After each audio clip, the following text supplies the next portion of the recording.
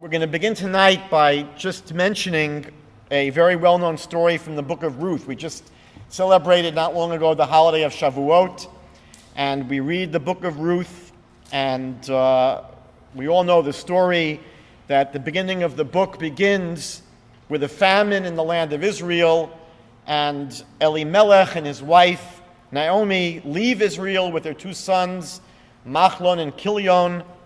They go down to live in Moab. After a while, Elimelech dies, and Naomi's two sons marry Moabite women, Orpah and Ruth. After 10 years, Machlon and Kilion die, and now Naomi is left bereft of her husband and her two sons. And so after hearing that the famine has ended in Israel, she decides to return to the land of Israel. Orpah and Ruth, her two daughters-in-law, wanted to return with her to Israel, but Naomi urged them 3 times to turn back and to go back to the homes of their mothers. Do not go with her to Israel. And based upon this story, the Midrash in Ruth Rabbah 2:16 sees this as a source for the custom that we have of discouraging potential converts 3 times. Now we know, of course, that in the story, Ruth persisted even after Orpah returned to her mother's home, and Ruth says to her mother-in-law Naomi, "Where you go, I will go. Where you dwell, I will dwell. Your people shall be my people, and your God shall be my God." And so Ruth returns with Naomi to the land of Israel. After a while, she converts to Judaism. We know that she ultimately became the ancestress of both King David and the future Messiah. We see from this story that while conversion to Judaism is an option for non-Jews, it's certainly not encouraged, and there certainly isn't any great necessity for non-Jews to convert to Judaism. So the question is, how then are non-Jews supposed to live? Did God only provide a spiritual path for the Jewish people at Mount Sinai 3,300 years ago, but leave the rest of humanity without any direction since the time of creation? In truth, our sages teach that from the very beginning of time, God provided a universal path of spirituality for all of mankind. These were 6 laws that were given to Adam and 1 that was revealed to Noah. And these 7 laws are referred to as the 7 Noachide laws. Now, there is a mnemonic that I learned in yeshiva for remembering these 7 laws. It may be helpful to you. Sometimes we're better off without the mnemonic and just straight memorization. But the way I learned to remember these 7 laws was the big 3, because in Judaism there are 3 prohibitions, 3 transgressions for which we are required to give up our lives rather than transgress. 1 is shvichut damim, taking a human life, murder. 1 is avodah zarah, idolatry, and the 3rd is gilu arayot, illicit sexual relationships. Those are the big 3. And then there's Aleph, Bet, Gimel, Daled. That's the mnemonic device. Aleph stands for Aver Min Hachai, the limb of a living animal. So a non-Jew is not allowed to eat from an animal unless the animal is first dead. They can't eat the limb of a living creature. Bet stands for Beirach et Hashem, literally blessing God, and that's a euphemistic term for blasphemy. We don't want to even say cursing God, so we say in Hebrew, we refer to cursing God as blessing God. But Bet is the prohibition against blasphemy, cursing God. Gimel is Gezel, which is stealing, theft. And Dalet is Dinim, the only actual positive of the 7 Noachide commandments. And that's the requirement for non-Jews to set up courts of law to enforce the Noachide system. Now, these 7 laws are often associated with the 7 days of the week, and more often with the 7 colors typically associated with the rainbow, which was the sign that God gave to Noah. So the Noachide path is basically, in short, a way of living an elevated moral life and having a relationship with God through a life of connection with the Torah and with mitzvot, with commandments. And we know that the word mitzvah, commandment, is related etymologically to the word for connector or binder. So these 7 commandments are ways in which non-Jews are able to connect themselves with God. Maimonides writes in his classical Mishnah Torah, Laws of Kings, chapter 8, section 11, that whoever undertakes the 7 Noachide laws and scrupulously fulfills them is among the righteous of the Gentile nations and has a portion in the world to come. The Babylonian Talmud, Baba Kama 38a, teaches, how do we know that a non-Jew, if he obeys the laws of God, will attain the same spiritual communion with God as Israel's high priest? Because Scripture says in Leviticus 18:5, which a man will do and he will live by them. So the Talmud says, it doesn't say a priest, it doesn't say a Levite, it doesn't say an Israelite, but a man. If a man will do these laws, he will live by them. Therefore, even the non-Jew who obeys the laws of God attains the same spiritual communion with God as Israel's high priest. Maimonides, again in his classical Mishnah Torah at the end of the laws of sabbatical years and jubilee years, writes, any human being on earth whose spirit has moved him to know God and to walk upright the way God made him becomes a holy of holies, and God shall be his portion and inheritance forever and ever. And finally, in the classical rabbinic work, the Tana Debei Eliyahu, section 9, it is written by our sages, whether a Jew or a non-Jew, a man or a woman, a slave or a maidservant, attaining the Holy Spirit depends entirely on one's actions. Now, the truth is that we hear about these 7 laws and we think it's such a small enterprise, just 7 laws. The truth is that this universal path of Torah includes many more than just 7 laws. Maimonides, for example, and others insist that even though one of the 7 laws is not to believe in God, it's interesting that many commentators say that among the Jewish people's 613 commandments, belief in God isn't one of those either. And therefore, Maimonides and others insist that belief in God is at the center of the Noachide laws. And the truth is that the idea of commandments themselves wouldn't make sense unless there was a commander. So obviously, beyond these 7 laws is the idea of doing them all because they were commanded by God. The Talmud says in Babylonian Talmud tractate Hulin 92b, it refers to the 30 mitzvot of B'nai Noach, but doesn't enumerate them. And many of the commentaries explain that these 30 are really bylaws and offshoots and subdivisions of the original 7 basics. Rabbi Aharon Alevi of Barcelona, in his Sefer HaChinuch, says, make no mistake about the enumeration of the 7 laws of the sons of Noah.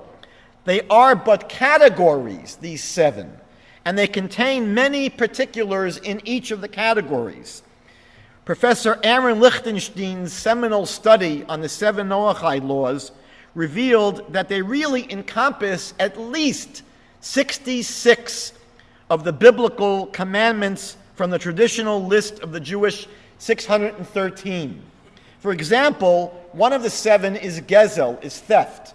Rabbi Lichtenstein says that this category includes many other commandments, not just stealing by stealth, which is theft, but also robbery by force, also shifting a landmark, also cheating a person by non-payment of salary, also overcharging, also having false weights and measures in one's home, also kidnapping, and also coveting what someone else has. So within a particular one of the 7 can be many, many subcategories included. Idolatry could include conceivably occult practices, such as the prohibitions against sorcery, witchcraft, divination, necromancy, etc. Now, an important issue is how to define each of the 7 Noachide laws. For example, murder isn't just the normal act of shooting someone or killing them with a sword. Murder would include, according to the Jewish teachings, abortion, euthanasia, and suicide. So you have to understand what's included in each of the categories. There's a huge literature on the question of whether or not the prohibition against idolatry in the 7 Noachide laws prohibits the Christian belief in the Trinity. A minority of opinions would say that it's conceivable that for Gentiles the Trinity may not be a violation of this prohibition against idolatry, but the majority opinion seems to be that yes, the belief in the Trinity, God as a Trinity, would be a violation of the Noachide law against idolatry. But it needs to be discussed and examined. Now, beyond these 66 commandments that I already mentioned, there are many other sources in the Talmud and elsewhere that include other commandments. And some of these sources include prohibitions against drinking blood, against castrating animals, the requirement of sanctifying God's name, obviously the prohibition against desecrating the name of God, fulfilling our oaths and vows, honoring our parents, giving charity, and prayer during times of need. These would all be, again, additional requirements for someone living under the Noachide laws.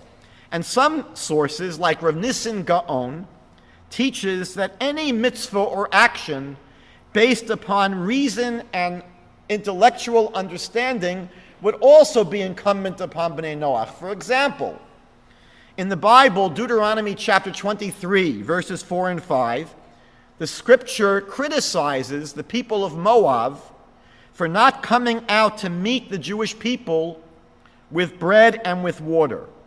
Now, there's no Noachide commandment that seems to obligate them to engage in such a behavior, and yet scholars like Rav Nissim Gaon would say that natural morality, anything that would be included in natural morality, would require a behavior like helping other people when they're in trouble. It just makes sense. You don't need to have a particular commandment. Rabbi Yoel Schwartz, who's a great scholar living in Israel, an authority on the 7 Noachide laws, he writes that Noachide should work on perfecting their midot, their character traits, such as working on issues of anger or arrogance, becoming more generous. So we see that the Noachide world is not just 7 small commandments. It's a very large, totally integrated system of human behavior. Now, what I'd like to do in the next few minutes is share with you a very brief overview, a history of the Noachide movement.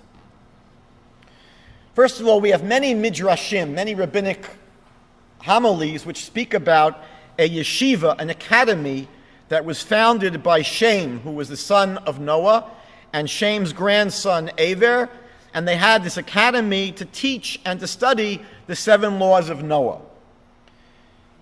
The Bible tells us that when Abraham and Sarah were on their way to Canaan, when God told them to leave Ur Kasdim and go to Canaan, so Genesis chapter 12 verse 5 says they took with them Hanefesh asher asu b'Charan. They took with them the souls they had made in Haran. And the Bible commentaries say to us that they had been spreading monotheism, that Abraham and Sarah were teaching people to embrace God. And we have an example of this later on in Genesis 21:33, where it says that Abraham planted an Eshel in Beersheba, and there he began to call upon the name of God, the King of the universe, the God of the universe. And the rabbis discussed in the Talmud, what is this Eshel that he planted? So one opinion is that Eshel was an inn, and Eshel are the 3 Hebrew letters that stand for Achila, Shtia, and Lina, eating, drinking, and lodging. And the Talmud tells us that what would happen is that Abraham would take care of wayfarers, and he would feed them. And when at the end of the meal they would thank him, Abraham would say, "Don't thank me, this is not my food. You should thank the source of the food, which is the God King of the universe." And he would instruct people to say, "Blessed is the God of the universe, from whose bounty we have eaten." So Abraham was someone who was involved with his wife Sarah in spreading this idea of a universal relationship with God. Now we have in 1948 a famous study that was done by Philip Bieberfeld, who claimed that the ancient Hammurabi Code, the Hittite Code, and the Assyrian Code of Laws may actually have been rooted in the 7 Noachide laws, based upon what he found to be similarities in the wording and styles between these codes and the 7 Noachide laws. In the times when the Jewish people lived on their own land, when we had our political dominion over the land of Israel, there was a biblical concept of ger toshav, a resident alien. And a resident alien was not a ger tzedek. They were not someone who entirely converted to Judaism. These were people that were willing to accept the 7 Noachide laws. And if they did, they became like, I'll give you an analogy, maybe a landed immigrant here in Canada. You're not a full citizen, but you have rights. And so a ger toshav was someone who had rights to live in the land of Israel, and the Jewish community had to support them. So we see this institution of the Noachide in the biblical times. We are told in the Talmud that Antoninus, who was the Roman governor of Israel around the year 170 BCE, was a close student of Rabbi Yehuda HaNasi, Rabbi Yehuda the Prince, the editor, the redactor of the Mishnah, and he himself, Antoninus, may have been someone who was easily considered a follower of the Noachide laws. What we find in the literature about the 1st and 2nd centuries of the Common Era is a group of people called the Yirei Elohim, the fearers of God. We read about them in the Christian Bible, book of Acts. They're spoken about in Josephus, in Philo of Alexandria. They write about this large group, many, many thousands and thousands. Some people estimate maybe even 1 million, of fearers of God. And they were non-Jews, they were Gentiles, who were very enamored with Judaism. They were drawn to Judaism, but they stopped short of conversion. They would study with Jews, they would hang out in the backs of synagogues, and they very, very easily may have been considered Noachides of their time. Coming more up to modern times, Hugo Grotius was a Dutch legal philosopher who lived from 1583 to 1645. He's referred to as the father of international law. And he referred to the Noachide laws as a source of the laws of all nations. Now, a little bit later on, there was an English Hebraicist and jurist named John Selden, who lived from 1584 to 1654, and he published a major work in Latin that dealt with the Noachide laws, arguing that the Noachide laws were a sophisticated system of natural law that are binding upon all human beings. In the late 1890s, we have a very poignant story. There was a young man who was raised as a Roman Catholic. His name was Aimé Pallier. And he was raised and pursued the priesthood, but ultimately began to discover serious problems with the New Testament, such as its misuse of Isaiah chapter 7 as a source for the Christian doctrine of the virgin birth. He also began to have great difficulties with doctrines such as the Trinity, and so he considered conversion to Judaism. However, he had tremendous conflicts because he felt very attached to his mother. He didn't know quite what to do. He did not want to associate as a Christian. He very much was drawn to Judaism. He ended up having a meeting with Rabbi Elijah ben Amozeg. Rabbi ben Amozeg was an Italian rabbi and Kabbalist who lived from the years 1823 to 1900. And he believed that Noachide faith, the Noachide path, was the religion of all humanity. And he believed that Jews should spread the knowledge of these laws. He wrote a book called Israel and Humanity, which was published posthumously in the year 1914, he passed away in the year 1900, but he advised Pallier not to convert to Judaism and that he should follow the Noachide path, which is exactly what Pallier did. He embraced the Noachide path. He published a book which was translated into English as The Unknown Sanctuary, a pilgrimage from Rome to Jerusalem, published in 1928. In the 20th century, there was a fascinating person named David Horowitz. He was born in 1903. He passed away 99 years later in the year 2002. And he was a very ardent Zionist. And in the year 1943, he formed an organization in New York called the United Israel World Union. And he was very focused on trying to return the 10 lost tribes to their brothers and also spreading universal faith based upon the Hebrew Scriptures. His motto was Torah faith for all nations. And he was sort of an early proponent of the Noachide movement long before there was a modern Noachide movement. The movement in modern times really begins, if you wanted to find the real pioneer, with someone named Wendell Jones. Wendell Jones was born in 1930. He passed away in the year 2010. And he was probably one of the most important, if not the most important, pioneers of the modern Noachide movement. The truth is that until his time, there was never really a movement. Pallier, if he was a Noachide, was one person. It's not until the 20th century where we have the beginnings of an actual movement. Wendell Jones was originally a Baptist minister, and he pastored a church on the Virginia border from the years 1955 to 1956. He began having tremendous problems with what he saw as anti-Semitic statements in the Christian Bible. He ultimately ended up giving up his pastorate in the year 1956, and he began trying to find rabbis with whom he could study. In 1967, he moved to Israel.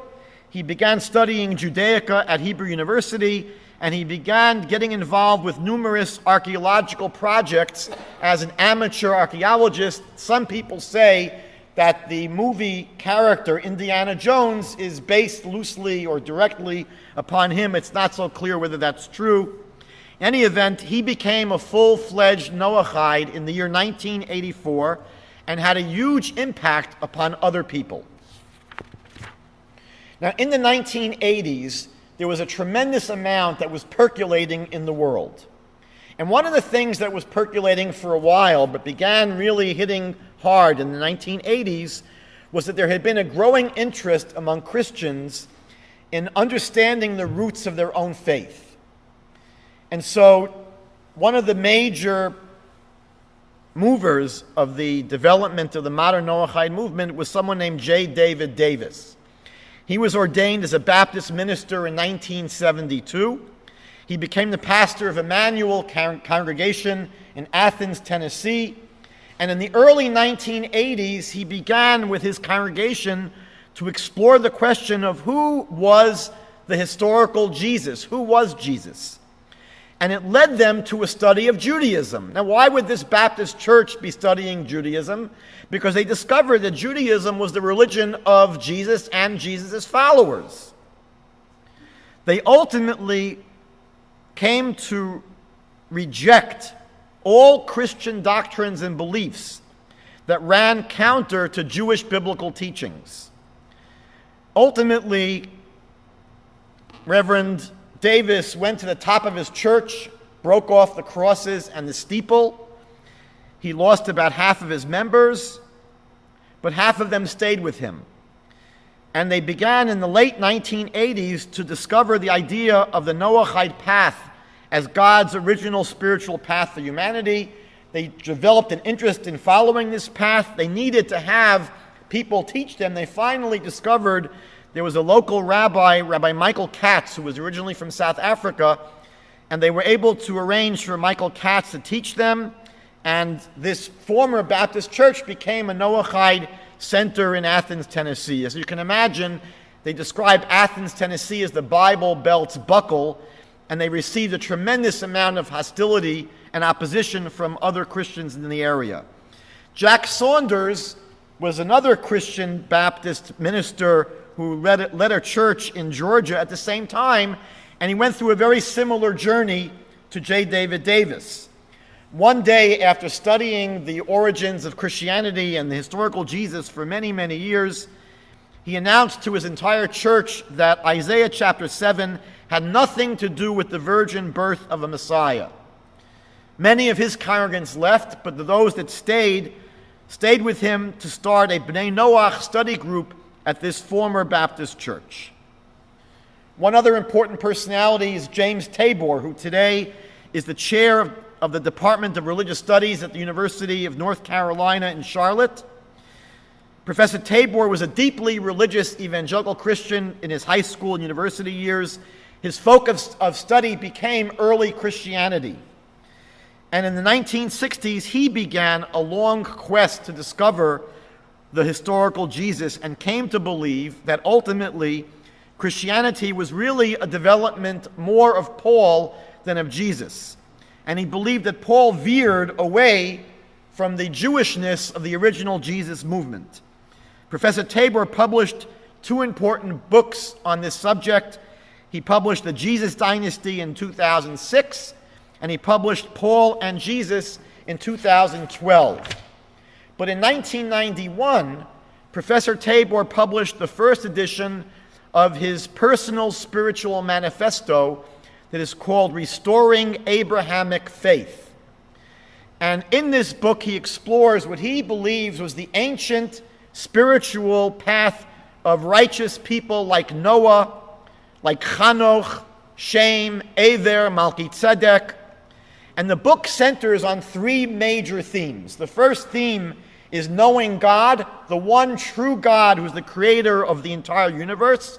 The second theme is following the way of God, which again Professor Tabor sees in the 5 books of Moses is a life of righteousness and justice.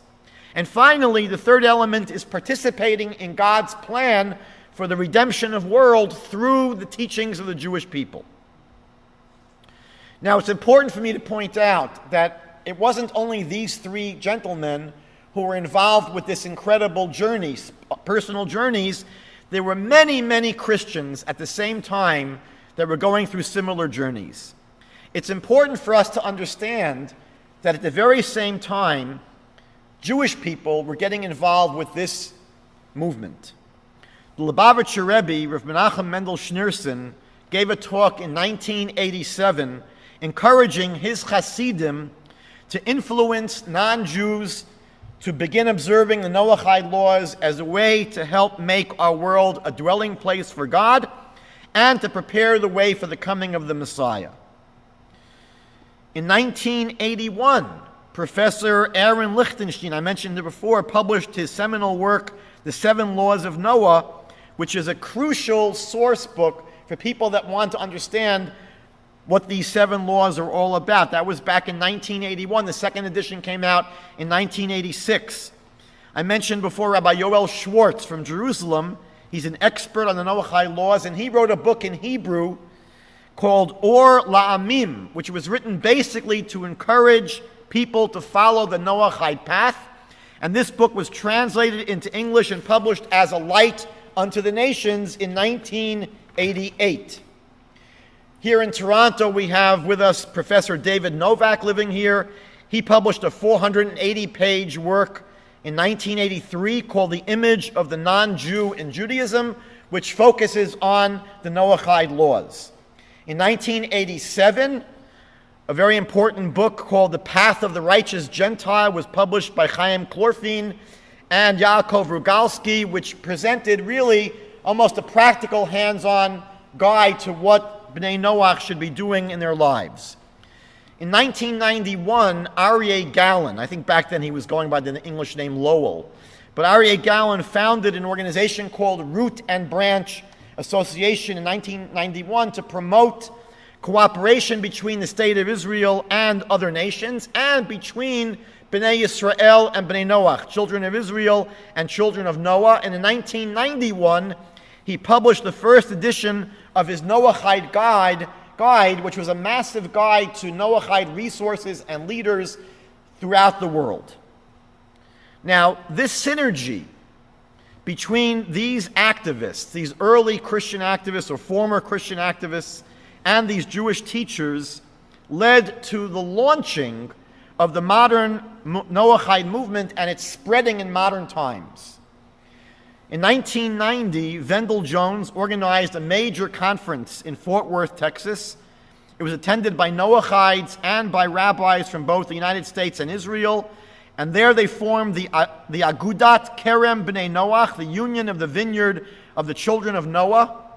And the chief rabbi of Israel at the time, Mordechai Eliyahu, sent both his approval and his blessings for this enterprise.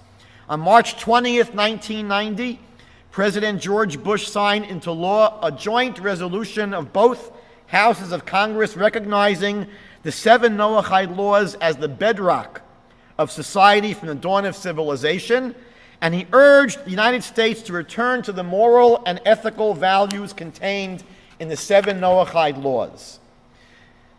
At that time, J. David Davis began publishing a newsletter called The Gap to teach people about the 7 Noachide laws and related topics, and he began organizing annual Noachide conferences. At that time, the movement began attracting media coverage and press coverage, and small Noachide groups began emerging all over the globe.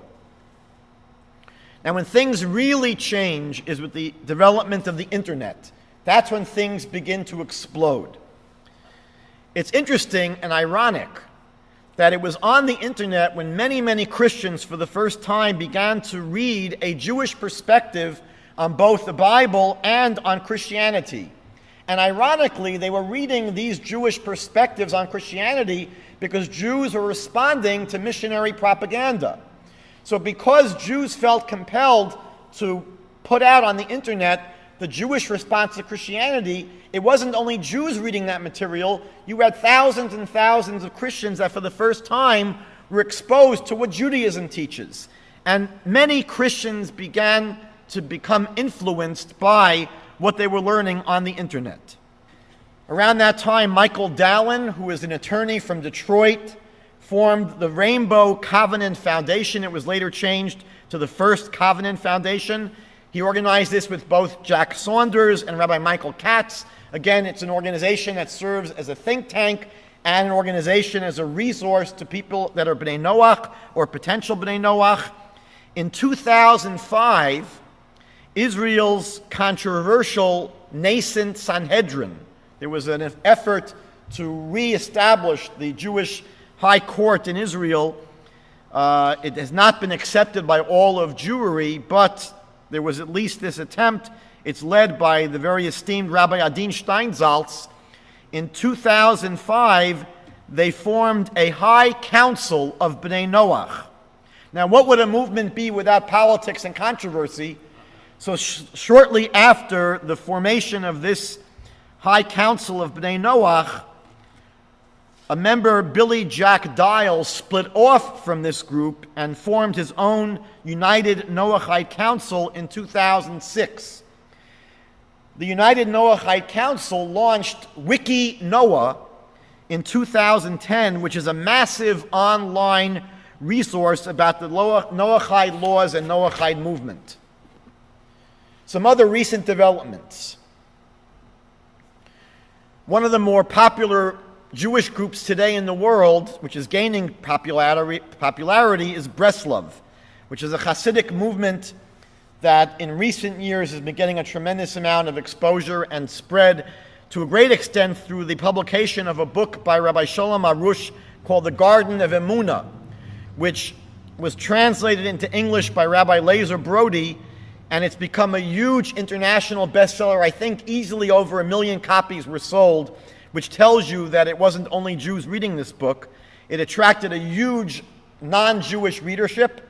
And at the time now, various Breslov websites are offering resources and teachings to non-Jews. One of these teachers is Rabbi Abraham Greenbaum. And Rabbi Greenbaum has his own website or several websites that offer teaching not just to Jews.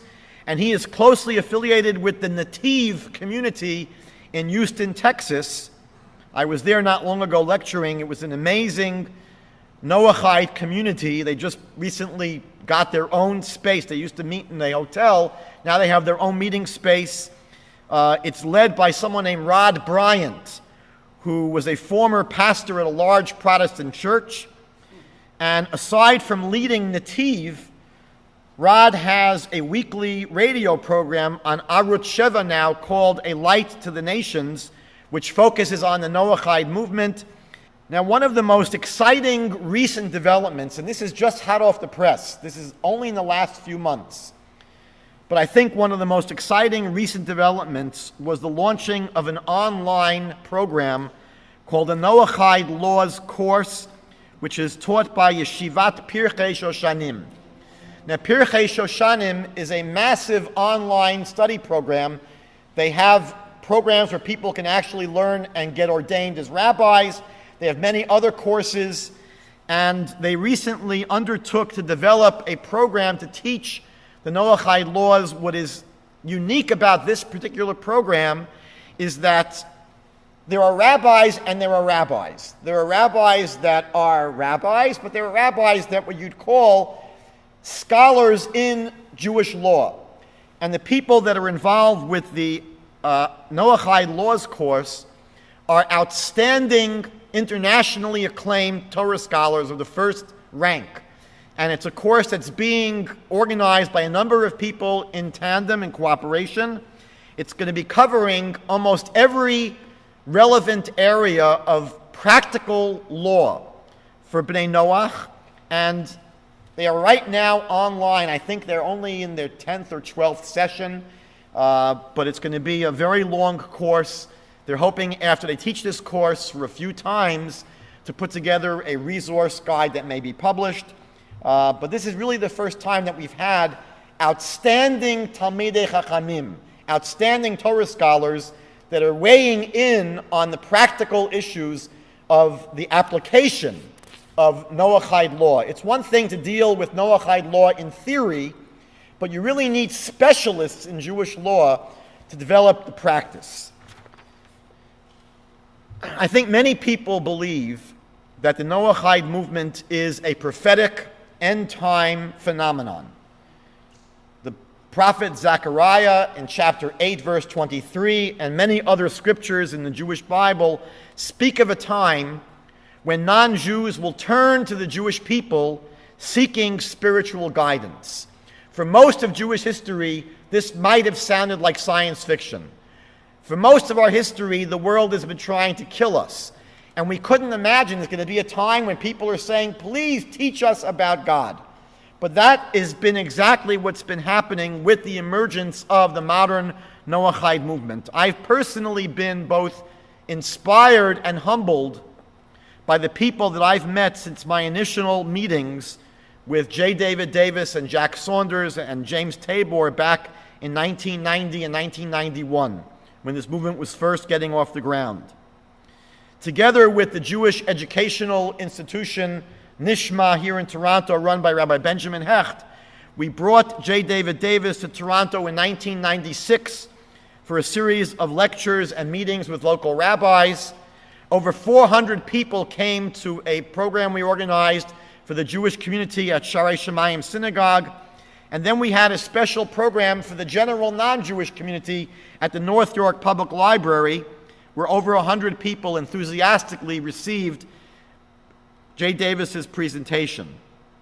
We've actually had an ongoing monthly study group of Toronto area B'nai Noach right here for the past 5 years.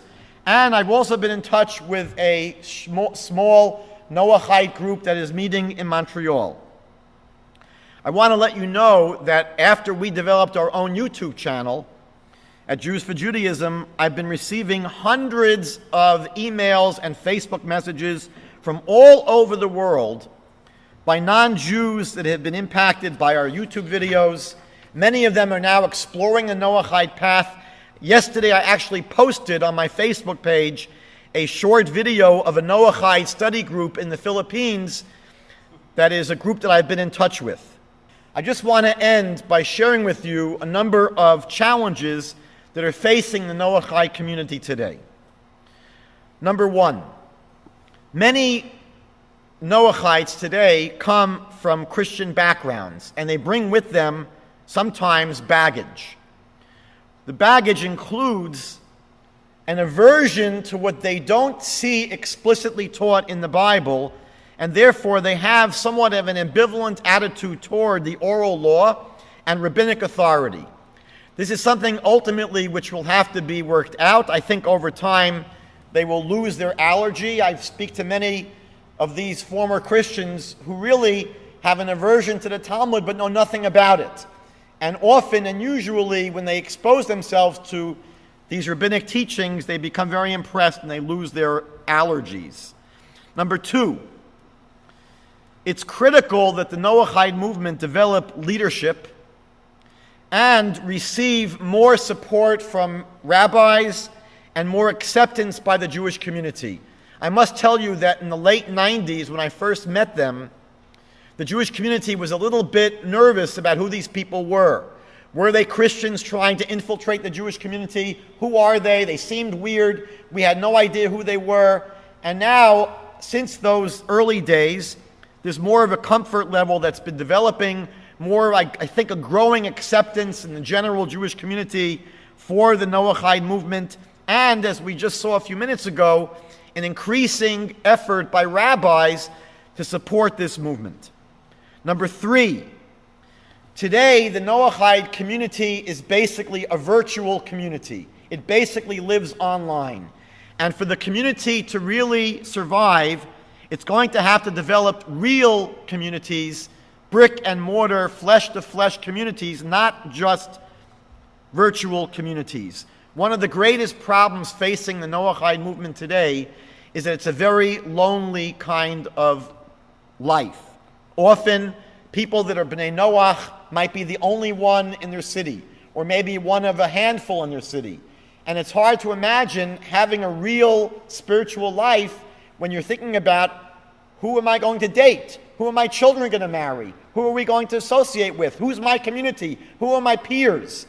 And so for this movement to really survive, they're going to have to develop communities that have a critical mass. When I was in Houston, the Nativ community has approximately 100 people. That's something that we can speak about, and it's growing. Number four, it's important for B'nai Noach to develop a sense of Noachide identity. This is especially challenging when Noachides are trying to raise children. People want to understand clearly, who are we?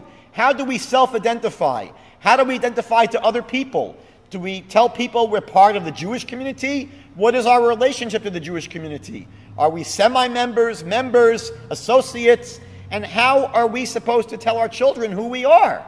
So it's important for B'nai Noach to understand what is the identity of B'nai Noach. Number five,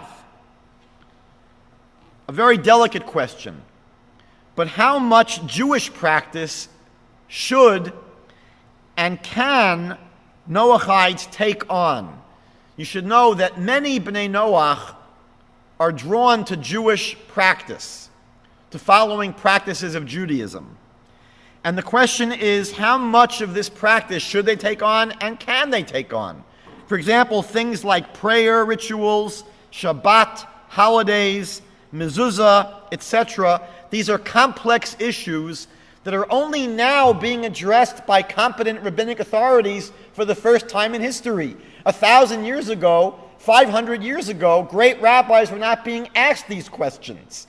But now these are questions that are being asked. You know, it's funny, in some Jewish circles, they speak about, what's going to happen when we send religious Jewish astronauts to the moon, and what happens on the spacecraft, how do they pray, and what are the... So those are questions that are now theoretical, and people sometimes like to think about it. But the questions facing Noachides are actually practical questions that are being dealt with right now as we speak. Finally, one of the greatest challenges to the Noachide movement is the tendency within the Noachide community to convert to Judaism. I remember being at a meeting of Bnei Noach and interested rabbis in New York in the early 1990s, and I met there Wendell Jones. And Wendell Jones said to me, you know, Rabbi, we lose our best kids to Yiddishkeit. We lose our best kids to Judaism. And it's true, his 2 children converted to Judaism. So part of this is, I believe, a result of frustration in the Bnei Noach movement, because when you're living an isolated, lonely life where there isn't a lot of resources and leadership, and it doesn't seem to be a large community, so people get lonely, and I think they feel, all right, being a Noachide is not working, I'm going to convert to Judaism. But this is a question which is a tremendous challenge to the Bnei Noach. They face this drain of people within the movement who ultimately convert to Judaism, and it's not clear how that is going to ultimately work out. I believe that this movement has a tremendous amount of potential and can be a huge benefit to our community as fellow travelers on the road towards world redemption. We don't have many friends in the world. We've always been a very isolated people. Think about the potential of having hundreds of thousands, if not millions, of Gentiles who associate as Bnei Noach, saying, we stand with you as fellow travelers on your journey. I personally pray for their success.